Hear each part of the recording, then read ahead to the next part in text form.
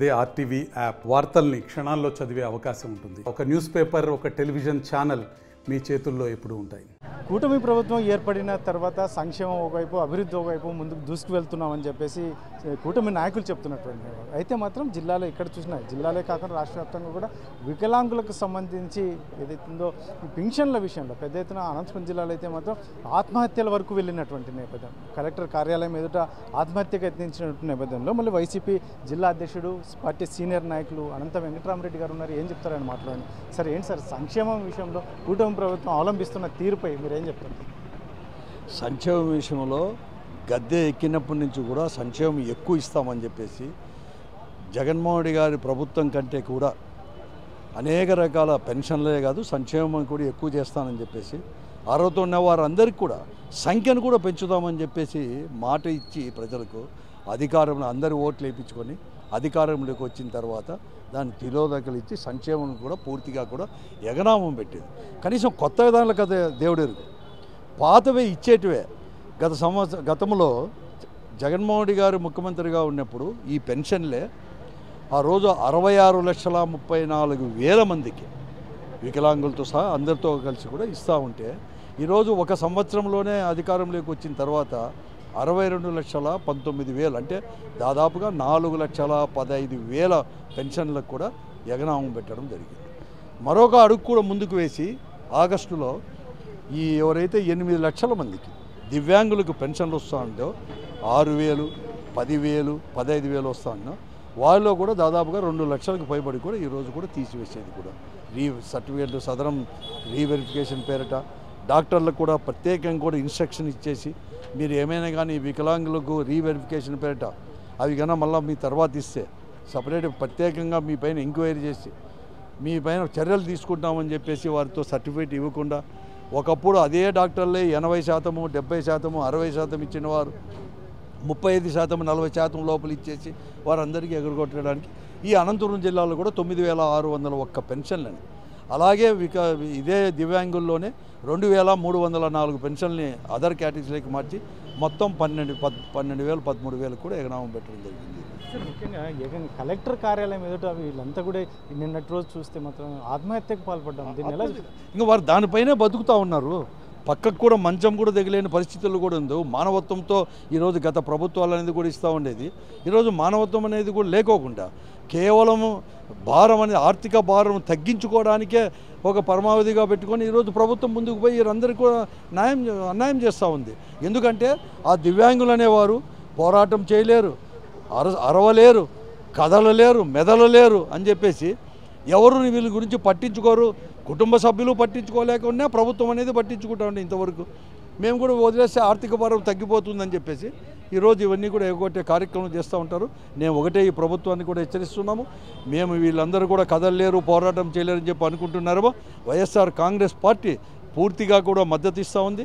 వైఎస్ఆర్ కాంగ్రెస్ పార్టీనే కాదు, మానవత్వం ఉన్న ఏ రాజకీయ పార్టీ నాయకుడు కానీ, అలాగే మానవత్వం ఉన్న ప్రజలందరూ కూడా ఈ దివ్యాంగులకు అనేది కూడా అర్హత ఉన్న దివ్యాంగులకు కూడా తప్పకుండా కూడా మద్దతు ఇస్తాం, పోరాటాలు చేస్తాం.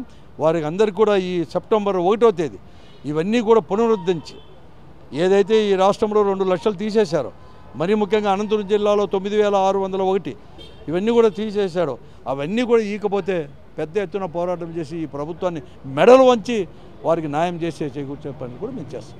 ముఖ్యంగా కూటమి నాయకులు ఒకరి మీద ఒకరు విమర్శించుకోవడం, ముఖ్యంగా అనంతపురం జిల్లా కావచ్చు, లేదంటే మొన్నటి రోజు శ్రీశైలం దగ్గర కదా, ఎందుకంటే ఫారెస్ట్ అధికారుల మీద దాడులు, ఇటువంటివన్నీ చూస్తే ఏం చెప్తారు మీరు ఒక మాజీ ఎమ్మెల్యే కదా? అది చూడు, ఈరోజు ఈ అధికార పార్టీకి చెందిన శాసనసభ్యుల యొక్క ఆగడాలు మరీ విపరీతం కూడా అయిపోయినాయి. అన్యాయంగా భూములు ఆక్యుపై చేయడము, అన్యాయంకత చేయడము, పంచాయతీలు చేయడము, వారి దగ్గర నుంచి ఇద్దరి దగ్గర నుంచి కూడా డబ్బు కూడా రాబట్టుకోవడము, మహిళలు అనేది కూడా లేకుండా వివక్ష లేకుండా ఎలా అంటే అలా మాట్లాడుకోవడం, ఇవన్నీ కూడా చేస్తున్నా అంటే ప్రభుత్వం అనేది కూడా ముఖ్యంగా ముఖ్యమంత్రి చంద్రబాబు నాయుడు గారు కానీ, అలాగే వారి కుమారుడు లోకేష్ గారు కానీ, ఉప ముఖ్యమంత్రి పవన్ కళ్యాణ్ గారు కూడా చూడనట్టు పోతా అంటే వారి సంపాదన వారు చేసుకునే దానికే ఈరోజు కూడా ఇవన్నీ కూడా జరుగుతూ ఉంది.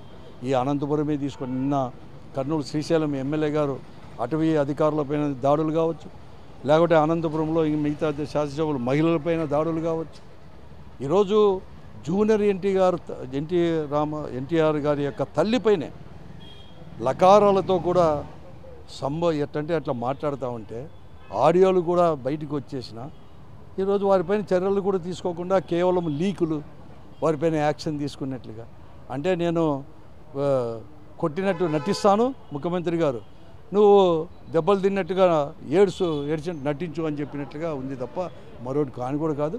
చాలా అన్యాయం. ఈరోజు ఇది నేను చెప్తున్నాను. ఎవరు ఆమె? జూనియర్ ఎన్టీఆర్ తల్లి అంటే ఎవరు? స్వయంగా కూడా నందమూరి హరికృష్ణ గారి సతీమణి, బాలకృష్ణ గారికి, పురంధేశ్వర్ గారికి, చంద్రబాబు నాయుడు గారి సతీమణి భువనేశ్వర్ గారికి సొంతంగా వదిన. వారికే ఇంత అన్యాయం జరుగుతుంటే చూసి చూడనట్లు కూడా ఈ ప్రభుత్వం ఉండేది ఉంటే ఓ రకంగా రాజకీయంగా ఇవన్నీ చేపట్టుకుని కదా, దీనికేం లేదా?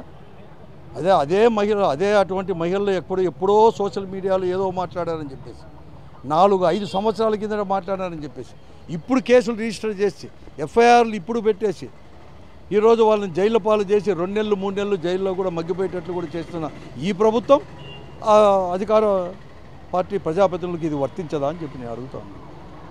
అనంతపురం శాసించినప్పుడు కేవలం జూనియర్ ఎన్టీఆర్ తల్లే కాదు, ఒక మైనారిటీ మహిళలను కూడా ఇక్కడ కూడా ఒకవేళ వాళ్ళు ఏమైనా ఆస్తి తగాదాలో ఎక్కువ వడ్డీలకి ఇచ్చింటే నువ్వు వారిపైన చర్యలు చట్టరీత్యా తీసుకుంటే కూడా మాకు అభ్యంతరం లేదు. కానీ అలా కాకుండా ఎలా అంటే అలా దూషించిన అని చెప్పేసి ఆ వీడియోలు ఆడియోలు కూడా అదే తెలుగుదేశం పార్టీ వారే ముఖ్యమంత్రి గారికి లోకేష్ గారికి వారి పార్టీ ప్రెసిడెంట్కి కూడా మేము సమర్పించినామని చెప్పుకుంటానే కూడా వారిపైన యాక్షన్ తీసుకోకపోతే దానికి ఏముందండి? ఈ అనంతపురంలో ప్రశాంతతకు మారుపోయారు. అనంతపురం జిల్లా కేంద్రం అనేది కూడా ఎక్కడెక్కడ వారు కూడా వచ్చి రిటైర్డ్ అయిన వాళ్ళు కూడా ఇక్కడ సెటిల్ అవుతా అంటారు. ఆస్తికి భయం లేదు, ఇవన్నీ లేవు, అన్నీ కూడా ఉంటాయని చెప్పి ఈరోజు బుడుబుడుకులోళ్ళవి పేదోళ్ళవి ఇవన్నీ కూడా ఆక్యుపై చేస్తానే కూడా తెలుగుదేశం పార్టీ వారే దాన్ని ధృవీకరిస్తున్నా కూడా వారు యాక్షన్ తీసుకోలేదు, చట్టరీత్యా యాక్షన్ తీసుకోలేదు. ఈ ప్రభుత్వాన్ని ఏమనాలి అంటున్నారు. ఈ పొద్దు వాళ్ళు చెప్తున్నారు, వీళ్ళందరూ కూడా చాలా స్పష్టంగా చెప్తున్నారు. మాకు టికెట్లు వచ్చినాయంటే మేము కొన్ని కోట్ల రూపాయలు ఈ తెలుగుదేశం పార్టీ వారికి అంతా కూడా సమర్పించినాము, అందుకోసం మేము సంపాదించుకోవాలి కదని అంటాను అని ఓపెన్గా చెప్తా అన్నారంటే ఎలా పోతుందో మీకు అర్థం చేసుకోవాల్సిన అవసరం ఉంది.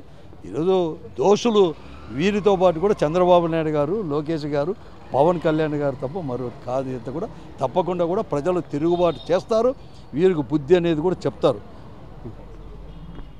మొత్తం మీదుగా వైసీపీ అనంతపురం జిల్లా అధ్యక్షులు చెప్తున్నటువంటి విషయం సీనియర్ నాయకులు ఏదైతే ఉందో కూటమి ప్రభుత్వం ఏకంగా సంక్షేమం అయితే మాత్రం మేము అద్భుతంగా ఇస్తాం, పెన్షన్లను మరింతగా పెంచి ఇస్తామని చెప్పేసి అధికారంలోకి వచ్చిన తర్వాత వారు వ్యవహరిస్తున్న తీరు అయితే చాలా దారుణంగా ఉంది. అందుకనే అనంతపురం జిల్లాలో ముఖ్యంగా కలెక్టర్ కార్యాలయంలో ఏకంగా ఆత్మహత్యకు పెట్రోల్ పోసుకొని ఆత్మహత్యకు పాల్పడుతున్నటువంటి నేపథ్యం. మరోవైపు అయితే మాత్రం కూటమి నాయకులు వారి మధ్యనే సఖ్యత లేకుండా పోవడం అనేది ఎంతవరకు సభం? అసలు చంద్రబాబు నాయుడు వీరన్నింటినీ అసలు పట్టించుకోవట్లేదు. ముఖ్యంగా పవన్ కళ్యాణ్తో పాటు నారా లోకేష్, చంద్రబాబు నాయుడు ఏమాత్రం వీటి మీద శ్రద్ధ చూపడం, ఎందుకంటే ప్రజలు ఏమైపోయినా పర్లేదు అన్నట్టుగా వ్యవహరిస్తున్నట్టుగా కనిపిస్తుంది. ముఖ్యంగా గతంలో ఎప్పుడో సోషల్ మీడియాలో పోస్ట్ చేసిన వారిపై కఠినంగా పోలీసులను పంపి నిర్బంధం చేసి ముఖ్యంగా శిక్షలు వేస్తున్నటువంటి నేపథ్యంలో మరి ఇంత దారుణంగా వ్యవహరిస్తున్న వారిపై ఎందుకు పవన్ కళ్యాణ్ కావచ్చు, చంద్రబాబు కావచ్చు, నారా లోకేష్ కావచ్చు కఠినంగా వ్యవహరించట్లేదు అని ప్రశ్నిస్తున్నటువంటి నేపథ్యం. కెమెరా పర్సన్ సుధాకర్తో చల్లాకి నాయుడు, RTV అనంతపురం. మరిన్ని వీడియోస్ కోసం ఛానల్ ని సబ్స్క్రైబ్ చేయండి. లేటెస్ట్ అప్డేట్స్ కోసం వాట్సాప్ ఛానల్ ని ఫాలో అవ్వండి. ఆ లింక్ డిస్క్రిప్షన్ లో ఉంది.